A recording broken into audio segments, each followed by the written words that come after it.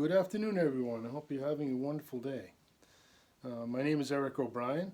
I wanted to talk about my third book, mainly called The Last Admiral, Part 3 of the Duaredheim Staff Saga, but I also want to talk about it in the context of my whole four-part series, which is an epic fantasy saga which I wrote. Okay, and for The Last Admiral, the Part 1 that I wrote was called Kerrs Rage.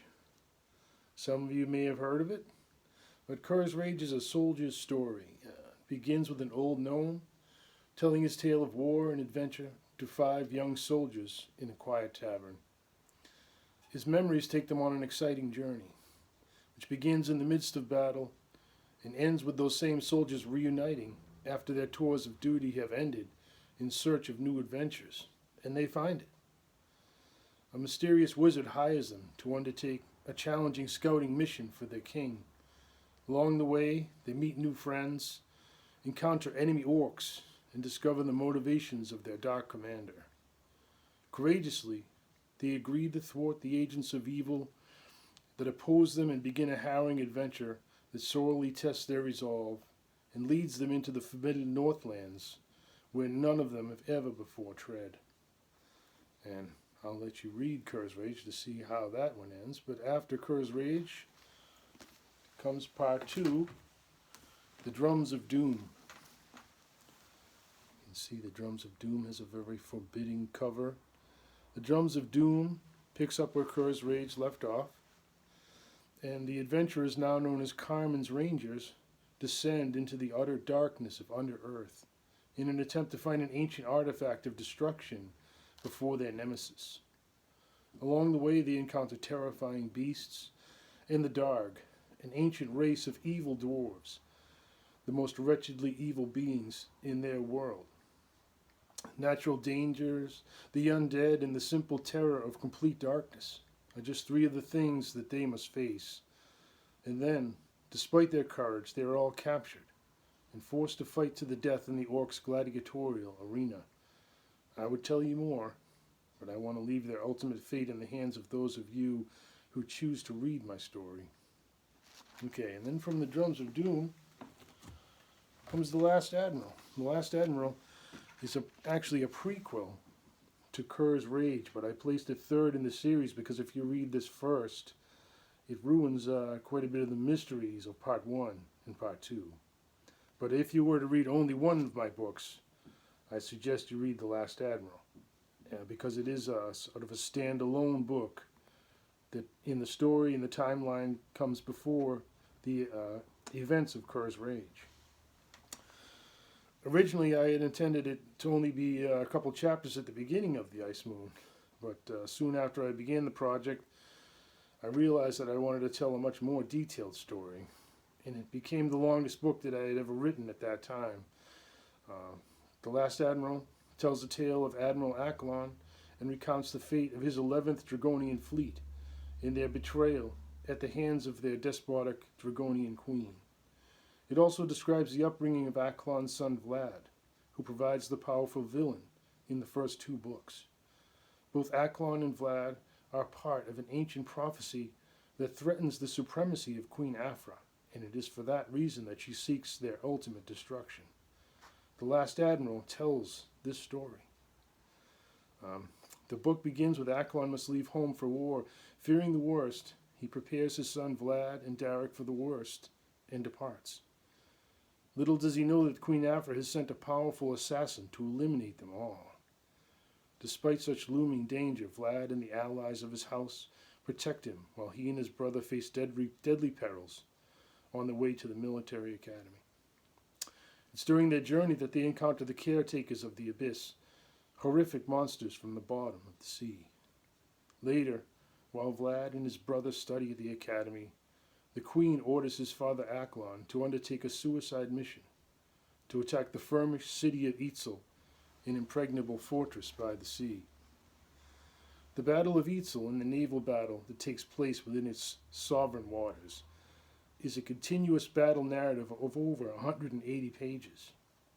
The Battle of Trafalgar inspired me in its creation, and I depict Admiral Nelson as well as the other prominent leaders of both the English and the Spanish and French combined fleets in my story, just as they were in life.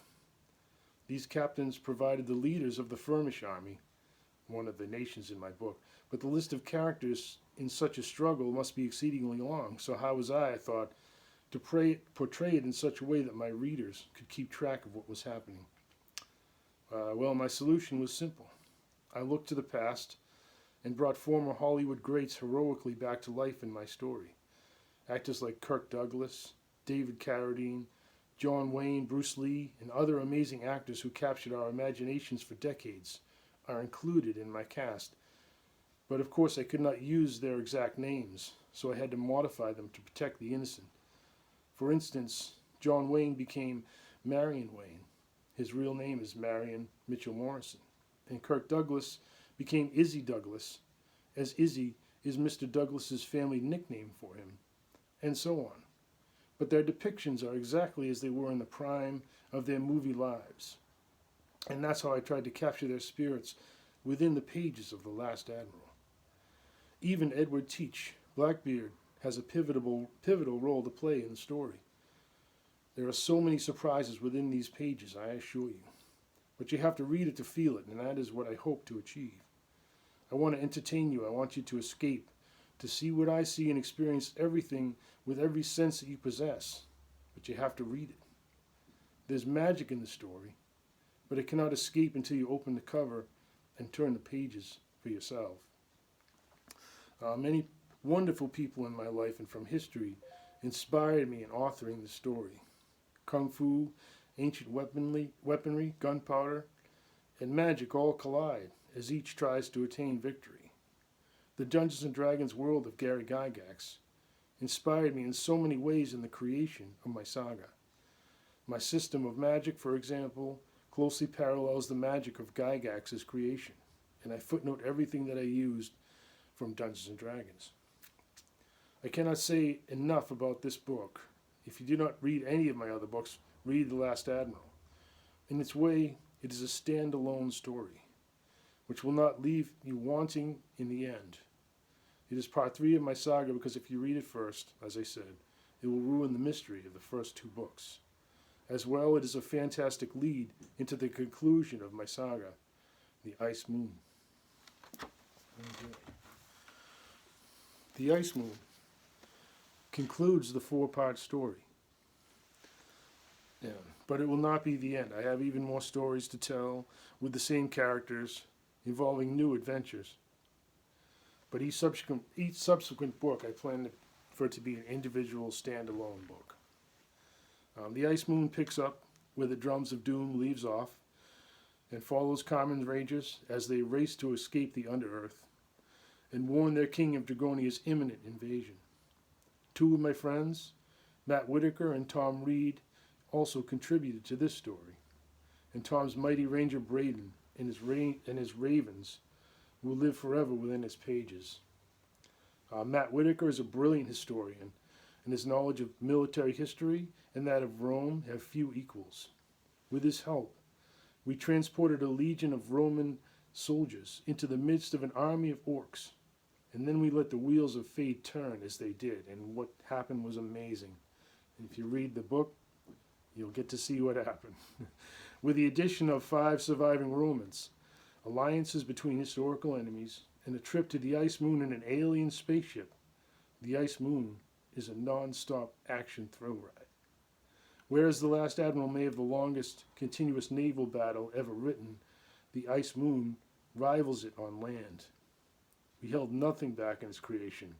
Major characters live and die heroically for their own great causes, and I can't tell you enough about it. And everything alluded to the earlier novels is satisfyingly concluded in this book. It should leave every reader satisfied that they have read a complete story, a complete saga, by the time you get done with this book. Overall, the Duaredheim Staff Saga is epic fantasy. It's not a children's book, but there's no offensive language or explicit sexual content in my books. Parents should be aware that my battle scenes are graphic, and they portray the violence of real war and the effect that it has on the soldiers who fight them. So I would advise parental discretion. So there you have it, the Duaredheim Staff Saga. www.ericdjobrien.com if you're interested in reading any of my books. Also, you can find me on YouTube under Eric D.J. O'Brien as well. And the Ice Moon is dedicated to one of my co-authors, the late Tom Reed, who is a paralyzed veteran. Just a wonderful man. And very sad to lose him. I'm trying to find you his picture. Anyway, the Ice Moon is dedicated to Tom Reed. There he is. What a wonderful guy. Thank you, and have a great day. And God bless Ukraine and the people who fight for it. Thank you.